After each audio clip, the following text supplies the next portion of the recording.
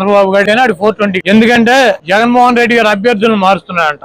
ఎంఆర్ఓలకి ట్రాన్స్ఫర్లు ఉంటాయి, అధికారులకు ట్రాన్స్ఫర్లు ఉంటాయి, ఎమ్మెల్యేలకు కూడా ట్రాన్స్ఫర్లు ఉంటాయి అంటాడు. మరి వీడి 420 గాడు 78లో కుప్పంలో పోటీ చేశాడు, చంద్రగిరిలో పోటీ చేశాడు 78లో కాంగ్రెస్ పార్టీ తరఫున. కుప్పం నుంచి చంద్రగిరి 110 కిలోమీటర్లు. ఈయన పోటీ చేసిన చంద్రగిరి నుంచి కుప్పం 110 కిలోమీటర్లు కర్ణాటక బోర్డర్ లో, తమిళనాడు బోర్డర్ లో ఉంటది అది. మరి వీడు ఎట్లా ట్రాన్స్ఫర్ అయ్యలేడండి? చంద్రగిరి నుంచి కుప్పం వీడి ఆఫీసరా, వీడి అధికారా, వీడు ఎమ్మెల్యేకి వెళ్ళలేదా?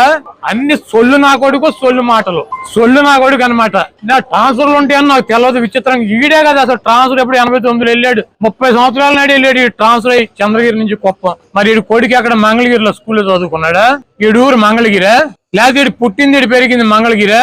మరి ఈడేటో వచ్చాడు పప్పు నా కొడుకు మంగళగిరి పోటీ చేయడానికి ట్రాన్స్ఫర్ అయ్యి రాలేదా?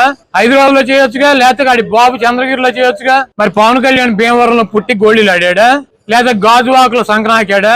వీళ్ళు అసలు బాబు, కొడుకు, పార్ట్నర్, దత్తపుత్రుడు అందరూ కూడా వలస వెళ్ళి అక్కడెక్కడ పోటీ చేసేవాళ్లే.